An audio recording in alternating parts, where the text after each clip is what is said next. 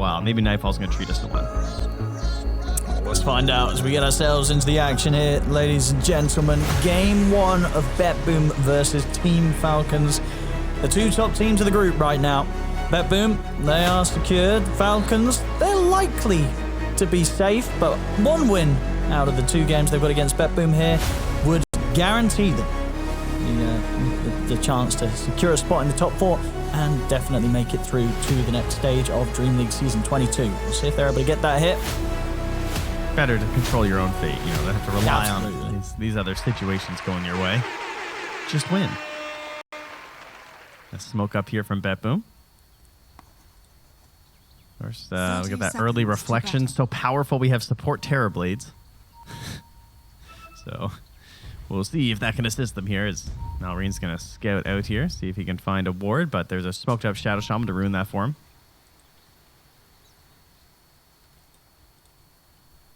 It doesn't look like they'll be able to get the jump. We'll see if Amar and Crit want to battle for the bounty rune top. And they won't. No, they don't want to take their chances here. Oh, Crit's going. I mean, Crit wants to go and get theirs, and he'll manage to take that one, so they'll still be able to in fact, get the advantage. So yeah. Team Falcons claim 3 of the 4 bounty runes with that move. Snuck it away. You just saw immediately like 3 heroes start pinging him, just like, no! Stop that bat. Crit gets away with it and has, I'm sure, some sentries coming out. 1 sentry and some tangos coming out here as we'll begin our battle of the neutral camps. So many wasted sentries. I mean, I say wasted, but so many sentries being spent by the supports right now in this patch, battling non-stop over the that usually the hard camp for the pull. Feels like the couriers are just delivering sentries over and over. Denied. Now, looking at some of these matchups, I mean, for both of the side lanes, do you feel that there's a clear winner in terms of the duo's advantage against the others?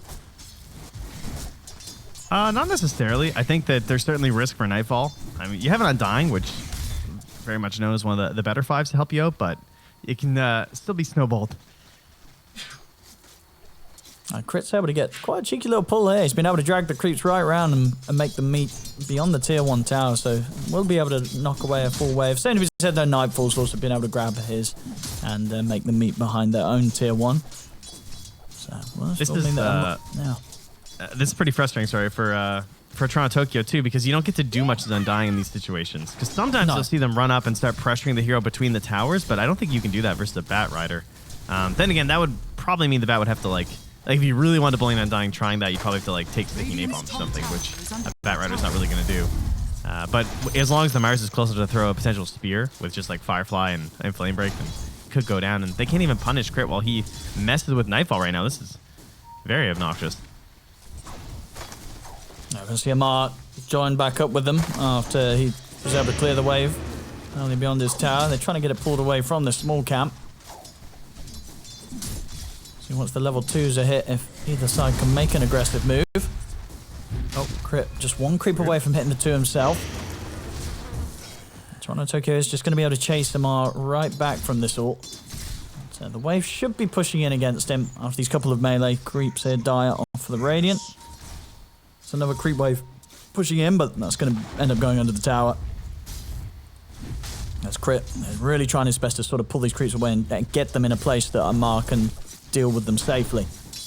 Toronto Tokyo ruined that last hit there. That was great. Now they're just going to stare at each other and high five. Drop some items. Perfect. So at least Amar and Toronto Tokyo are having fun.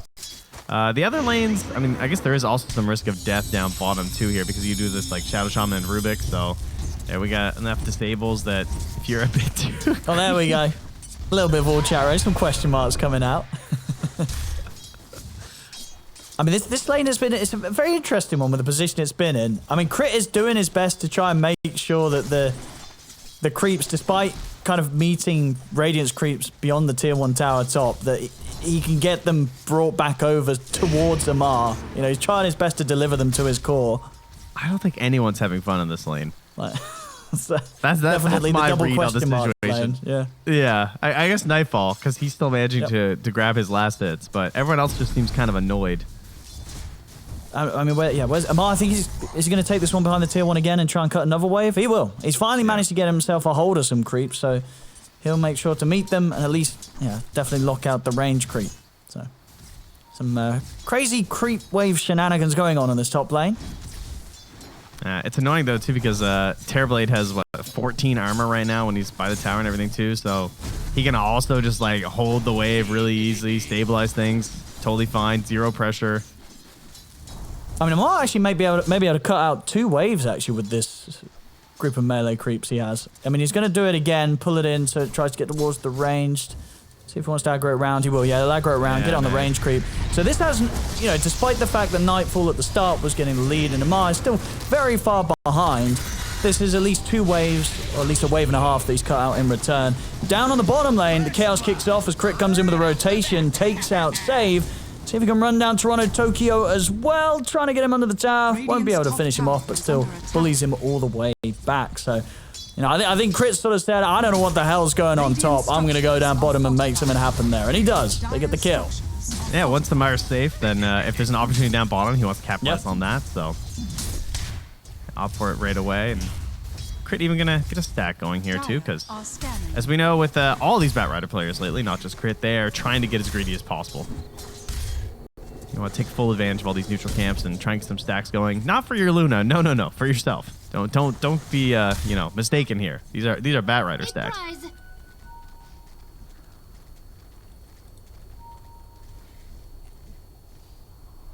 So he's been looking at the side lanes. Of course, the mid lane winner right now, very much Malorine. 33-10 against the 21-3 of GPK. This Lena pick looking to be working very, very well in terms of the matchup. Malorine's getting a good lead. He's hit the 6 snap. So always going to be the threat of a potential kill if they do get a +1 coming in on the mid Falcons. And Crit's hovering around a little bit, trying to set up, get some dewarding done before the 6-minute power rune. Jeez, this seems brutal. GPK's not really gonna try and get the power rune, and he will get it. Nicely timed there with the orb, able to instantly pick it up and jump back to the safety under the tower. Same time, back up top. I mean, Amar's just able to walk up and kill him. Easy solo kill for Amar. He's been patient up here. There's been a lot of frustrating stuff going on in the first few minutes of the game, but he kept his cool, cut a couple of waves, pulled them round, and then he just walks up and takes himself a solo kill. You're not going anywhere. Yeah, once you're at the full wand, it's a little less frightening versus the Undying. And I think he must have been pretty low on resources there, too, from Toronto Tokyo, because very low on the old mana. So, not able to bully back. Now they're going to hop onto Nightfall. I mean, they'll try to. They'll at least force out TPs. Yeah. Toronto Tokyo's back in play, and he'll TP over to make sure that they can't go for anything more up here. Has 16 charges as well in the Magic Wand. But yeah, I mean, GPK, this is a true stomp happening in the mid lane there. It's getting rough. Yeah, it's, I mean, obviously you can see on the CS, I mean, the way that turns out in the golds, you've got about 700 gold lead here for Malorine in the mid matchup, just 6 minutes 50 in. So a very, very good start here on the Lena. It's going to put him on track to get a super good timing on the bots rush. Yeah, you add bots to a game with a Batrider who's probably going to get off to a pretty quick start, and then a Mars, like, there's a lot of setup you can just join in on and try and get some kills here. Toronto attempts the body blocks here. Amara's going to say, yeah, body block me? Come along. Oh, that was a lovely little spear there back onto the tree. Flame Break comes in as well as the blood grenade. Is it enough to get the kill? It is. The job's done. Crit finishes him off with one more sticky napalm stacking up, and they're finding the action up and down the map. Back over in the mid, Malorine able to finish off the kill here with the help of snaking and the burst of a Laguna Blade. Yeah, look like they... Amar, he's fine. He's got 5-1 charges. So Nightfall can't quite dive in to kill him. I mean, this early game, Falcons, they're really keeping their cool against BetBoom. They're getting these early kills. 4-0. 2k lead already. We'll see the 8-minute power rune. It's going to be... Once again, GPK very quick with securing those. We'll be able to bottle up the shield rune. And look at Crit right now on this triangle too. Like, he just stacked that up again, got the double going. Like, this is every game with them. The stack's just getting ridiculous. Izamar will finally limp his way back home. Snaking moving up here. It does pass through a Dire Observer ward, so Nightfall's going to know this is happening. Oh, he's sticking around a little bit. Obviously feeling safe because he has the level 6. And, of course, Falcons, they won't bother wasting any more resources knowing that an easy Sunder would have potentially come out. Snaking feels forced to go back down bottom here.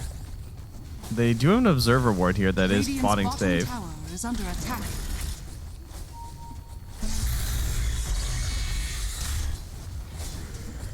Getting some pressure on the tower with Mira and Save. See towards the mid. Malrine. Just a bit of harass here. We'll be able to take out that shield rune from GPK pretty much immediately in that combo of the light strike and the right clicks bottom lane. They're looking for Save. Crits in with a knockback of the flame break. Getting on top of the Shaman. It's a killing spree for Crit. 3 kills already. Every game, man. This Bat Rider. It certainly seems to be that way. Yeah, he's finding stacks, getting gold. I mean, even remember, like, if he doesn't farm up any stacks, you still get so much golden experience from stacks. Oh, hey, well, there's the one he made earlier. You know he had golden XP from that one if Miro's going to steal it. Well, to be fair, I guess he did leech some XP at the very least, but like, stacking golds, if you guys just notice in your games, it's crazy. You're fabricating gold on the map. You're creating gold that doesn't otherwise exist whenever you make stacks and have your allies take them. Like, it is ridiculous how much it adds to the game. So, you know, be your own alchemist, folks. Make stacks everywhere for your carries, but you know, don't make so many that they can't farm it, or you know, then the enemies come and take it. Don't do that. That part is bad. I'm definitely guilty of that one. You know, the enemy team smokes into your triangle. There's like a 6 stack there, and you're like, why hasn't anyone farmed this? And then they just farm it all up, and you lose the game. Yeah. But for a moment, it was glorious. I mean, look at this stack. We'll see how he can do compared to his timings yesterday. Crit I said I don't think he's going to beat the faster one. Was around an 11 minute or something insane. The one was 13 minutes, and at the moment, with the way that the game's going, probably on track to hit that sort of pre-13 minute blink dagger timing. Snaking has himself a fresh timber chain that he's stolen right now. Could perhaps give him an opportunity for a smoke. You know, you want the ulti for sure, but you can make some cute plays happen. Maybe a quick zip into telekinesis. But Malrine, he is also the catapult. He stands next to his own siege creep. Tower stands pretty much no chance. But they're gonna back up with TP. They gotta save somebody. They're trying to go for Skeeter, but the two of them had nowhere near enough damage, and Snaking indeed giving Mira a bit of a taste of his own medicine, finishing him off with the stolen timber chain. Oh, now Crit gonna go right back and steal their stack after losing his own. And you know what's so nice about that is I feel like they went for that attempt on the bottom lane because of this pressure mid. They just left, came back. Now they're gonna kill Toronto Tokyo, who was defending the mid, and then they're gonna take the tower after. Oh, don't leave the tombstone. They're also gonna get the tombstone with that sort of play.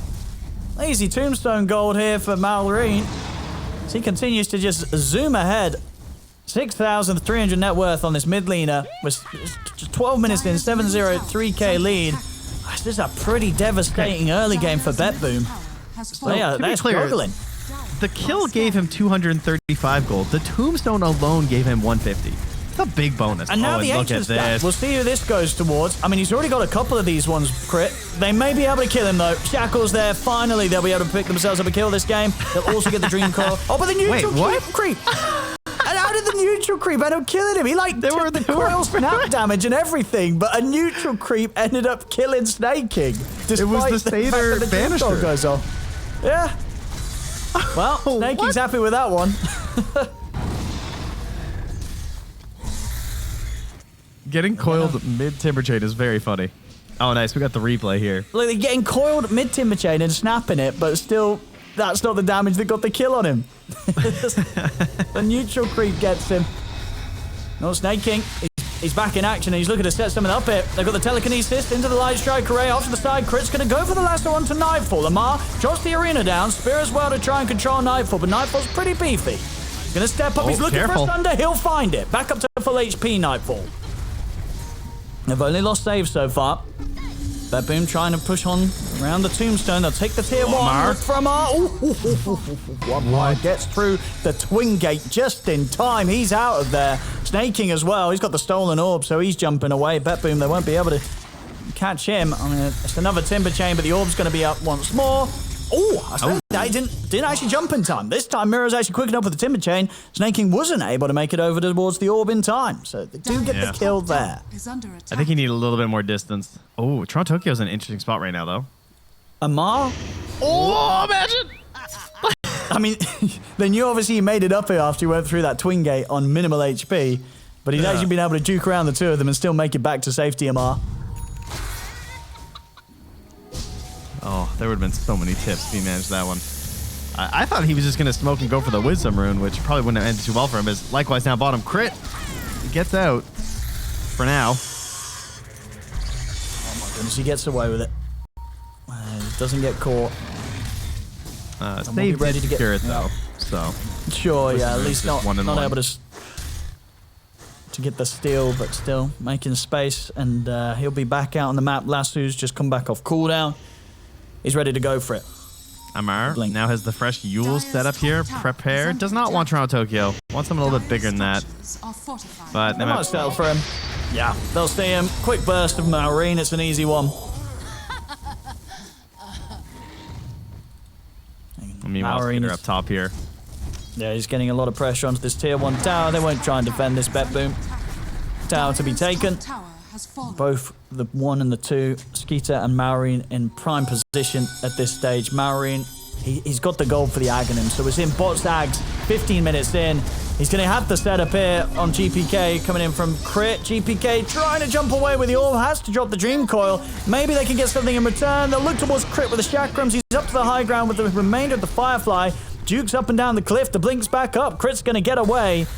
GPK goes down there, uses Dream Coil. The team, Toronto Tokyo drops the Tombstone, but they cannot punish Falcons. They get out without losing anyone. The thing is, they've been so close on a couple of these plays, too, and they so desperately need these kills. Like, if they had gotten Amar before he goes in that twin gate, slow down the Yules, maybe slows down that smoke that comes in mid, kills Toronto Tokyo, snowballs into killing GPK under the tower to the tier 2. It's all these little things are adding up in such a poor way for BetBoom.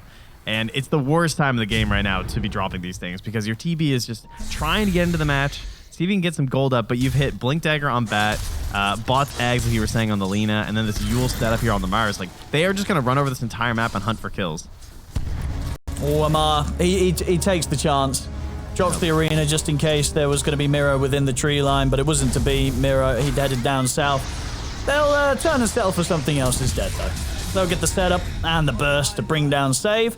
They don't get the core that they're hoping for, but they're still able to find a kill nonetheless and continue to hold this lead against BetBoom. Well, it also got him level 2 Hex, which has that 15% damage amp, I can tell you what, there you go, Amar. He tried earlier with the arena, didn't get him, but he tries here with the spear. He does get him, gets him blind in the tree line. Now, Amar just going to show you, you miss every shot you don't take.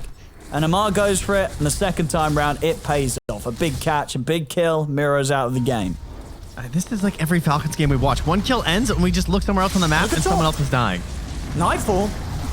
He has got Wonder Thunder, but there's the Hex. Snaking is able to lock him down. Ooh, he's out. I mean, the tips are coming out now. Farming jungle versus Bat Rider right now is just a bad time. We're definitely going to put some little, quotations around support Bat these days, it feels like. Farms so fast. I mean, that nerf did not seem to do a whole lot to this hero, I gotta say. Bottom lane as well.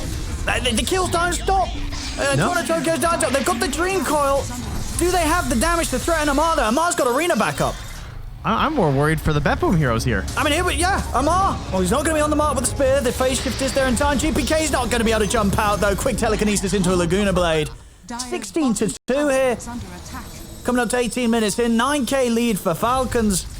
I mean, as I said, in terms of what they need out of this series, I believe they just need the one win to guarantee them moving forward in this tournament. You can tell that they're really going for it here. They're not holding back. They're continuing to push themselves to the next level. And, this isn't against any old team. This is against BetBoom, who's currently sat top of the group. Falcons, they're making it look easy so far, Trent. Incredibly easy. I mean, what mistakes have they even made? I'm trying to look back in terms of like errors that I felt like they were committing, but Money to burn. the movement's been extremely crisp from Falcons. The laning stage went really well. The responses they had to whenever they attempted aggression from BetBoom have been great. They'll finally get snaking up here. They have to commit a lot for a position 5 Rubik, but it's a kill nonetheless. And that is putting Save closer and closer to a Blink Dagger. And maybe that is where you can try and get a punish here on someone like a Bot, Egg, Scythe, Lina. If that's what Malrine ends up doing. Let's see if BetBoom can get something with this smoke. Kind of the 3 kills they've had have just been kills they've managed to pick off the back of engagements that Falcons have started. Now we'll see them try and start something themselves. They're making their way towards Amar and Crit. Oh, the Obs behind them. Amar, he's out with the blink. They'll look to split. And with that, I don't think BetBoom's going to be getting the catch they hope for. They're not going to get either of them. Amar and Crit are perfectly fine. Yeah, that ward really helping out there. What they had planted in the lane to ensure they could get away. I mean, that's the exact kind of moment, though. Like, if they have that Blink Dagger on save at this point, they can pick up that kill, try and get some momentum rolling for them again. They are going to get a BKB here on Miro, so you can try and control up these team fights. And that's an item that we are not seeing in many of the quick buys of the Radiant team here. I mean, Skeeter's going for it, but everyone else is having way too much fun for a BKB. And I think Malrine has committed to the Scythe now.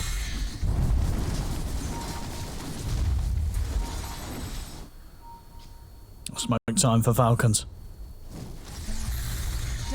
Amar with the Rena at the ready. They'll see Toronto Tokyo Crit. He'll start the move on to the Undying. Quick lasso. They can get on with the push. Creep wave coming in on the mid lane. Well, it's probably the hero you'd want to offer up for a lasso, at the very least. It doesn't really impact your smoke ganks too much since it's just Undying. Oh, they are really going for this. Oh, and Amar. Might just have it here. He's got the Yule set up onto save. They'll take out a second support. Toronto Tokyo actually comes in with a buyback. They're going to try and fight this. Mirrors in with the BKB. But as soon as he pulled back, it was an instant dieback. Toronto Tokyo TP's in and just disappears immediately. Now the rest of Falcons start to back off and reset. Under attack. Well, look They to feel just like they pull the have fight to back chase. over to their half of the map. It's the Dream Core, but it's only on to Snaking. Snaking is going to turn. See Amar getting caught by the Hexa save. Save trying to step up, but he steps up and takes a Laguna Blaze straight in the face. Both supports dead again. A double dieback there from the supports of BetBoom. These two poor supports are just getting obliterated by magic damage. Like, that LSA is doing 500 damage right now. A little bit ridiculous. No, this is crazy stuff. I know we have had some stomps here in the group stage, but this is not what you expect when you see the 2 top teams of a group go head to head. Just at the moment, one of them, Falcons, just completely outclassing BetBoom. Nero able to hop through there. Could have actually been a problem if he gets caught there with the lasso, considering how close Malrine was. Amar, he's going to be ready with the setup. And he's in. And he's found him. It's buying time for further TPs to come in. Skeeter's going to be bringing in the damage. Amar looking down Miro. Miro does have BKB back in 3 seconds. It's not going to be soon enough, though. They kill him off a second before his BKB would have been available again. Perfect timing from Falcons to make the play. And you get out of there with Chakram, of course, on Snaking. The spell that you're looking for in this draft, really.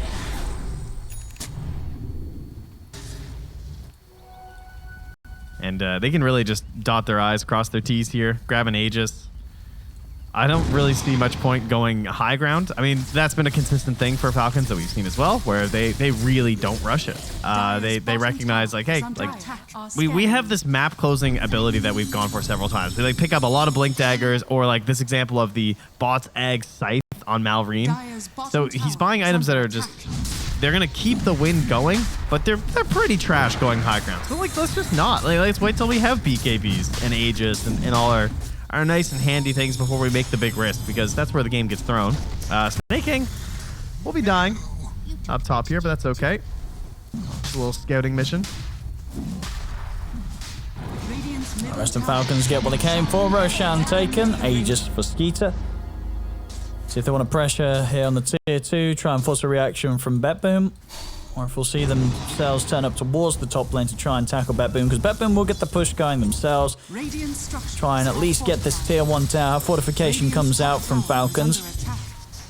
Falcons, they won't be too fussed about losing a tier 1 to some Serpent Wards. They'll be getting a tier 2, or at least some good pressure on it in response down bottom. Certainly not planning on fighting this as BetBoom either, so yeah, might as well at least get your pressure elsewhere. Do they want to try and steal their Tormentor? I feel like that would be kind of free right now, but they're on the hunt, of course. What am I talking about? They don't go for objectives right now. They go for want to get Miro. They know that he's going to come down here to clear the wave out. As Miro is going to get caught by the spear, will be allowed to put the BKB, but of course Crit's got a lasso, so there's no further escape, BKB or not. As Miro taken down once more, Amar to get the kill. Well on his way towards the goal to start funding that next few items. Get the Octarine, get the Wind Waker. And Maureen, yeah, the Hex was done. So 24 minutes in, you've got this bot Aghanim's Hex Lina. Some terrific timings from Falcons, and now, if they do want to, they could indeed look towards taking this Tormentor. It's continuing to grow this gold lead that they have against BetBoom. They have the net worth difference. Couple. What do they have? Oh, they actually only have Lina Shard picked up, so that one will go to Crit. Okay. Oh, Maureen. He's in with the Hex opening onto GPK. Amar, he's got the patience, sets up with a Yule Scepter, spears perfectly on target. Without merit. The Hex catching GPK by surprise.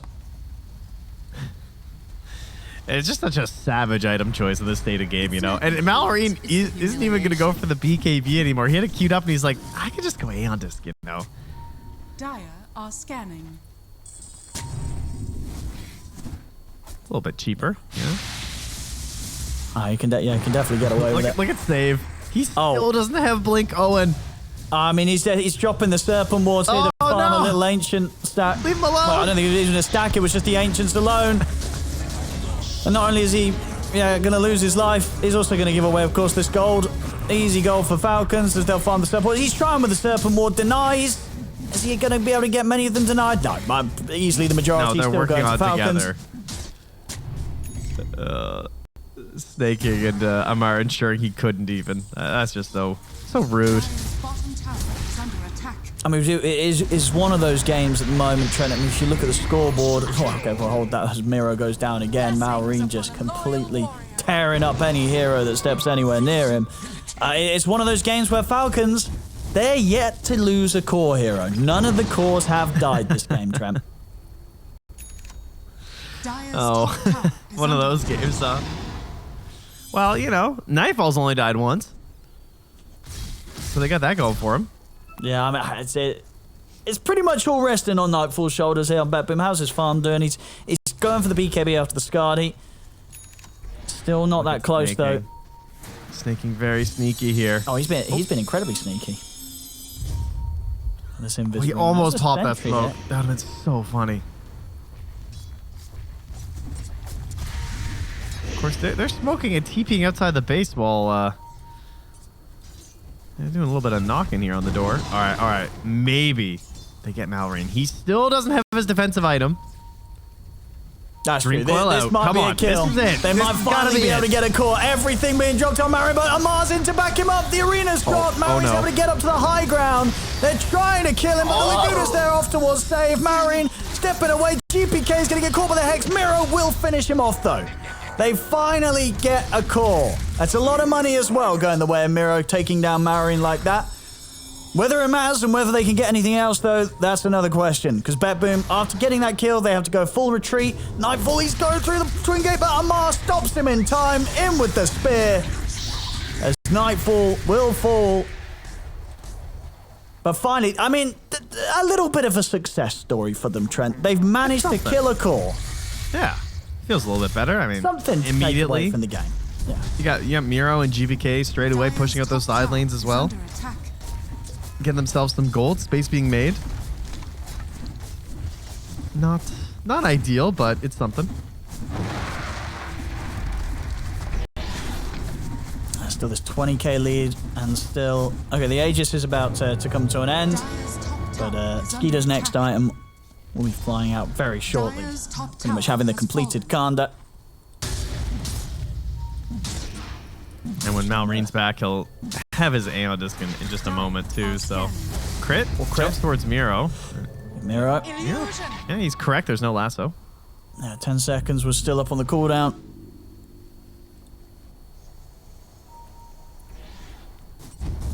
Of course, Amara gets the Ogre Steel Totem. GPK feeling a bit safer now that he has the Lincolns complete to be able to push out like this. They have got ways to pop it, and there it is. The Lincolns has been popped. Malreen's stepping up. It's going to be the blink in time. GPK still found by the telekinesis into the Yules. They're going to have spears. They're going to have hexes. They've got everything. Yeah, he got disabled after the phase shift and didn't have a chance to cast anything else. That was just because of the spear coming out. That was just guaranteed Dream Coil right there for Snake King.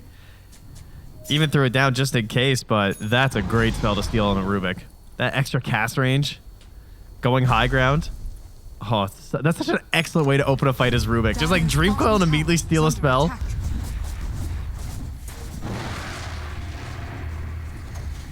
Oh, and yeah, this one creep wave coming in. They will be there to take down the backdoor protection. Their pop fortification, BetBoom. 30 seconds without GPK. Dire's bottom tower is under attack. I hear Crit taking flight. He's looking.